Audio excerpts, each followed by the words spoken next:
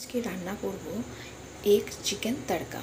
তেলটা গরম করছি কড়াইতে। মাংসটা কুচি কুচি করে রেখেছি, মাংসের কিমা, লঙ্কা, পেঁয়াজ, আদা, রসুন পরিমাণ মতো মিক্সিতে দিয়েছি, মিক্সড করব। এখানে তড়কাটা সেদ্ধ করে পরে আমরা আদা রসুন পেঁয়াজের যে পেস্টটা বানিয়েছি এটাকে ভালো করে নাড়াচাড়া করব যতক্ষণ না তেল ছাড়ে।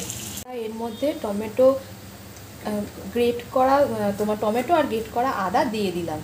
মশলা থেকে তেলটা ছেড়ে গেছে। এবার চলুন দেখিয়ে নিই একে একে কি কি উপকরণ দেওয়া হবে। প্রথমে দেওয়া হবে হলুদ গুঁড়ো পরিমাণ মতো,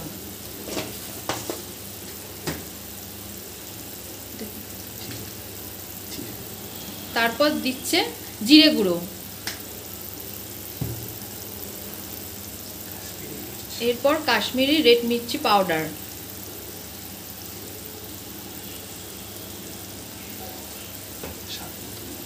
আর স্বাদ মতন নুন দেবো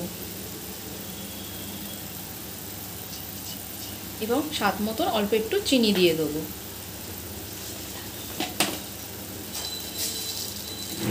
এবার এটাকে ভালো করে নেড়ে আর একটু ভালো করে কষাবো। আমরা দেখতেই পাচ্ছেন কড়াই থেকে তেলটা ছেড়ে এসছে, সব কিছু মশলা ভালোভাবে আমরা কষিয়ে নিয়েছি। কিছুক্ষণের জন্য মশলাটাকে স্টিমে রাখছিলাম।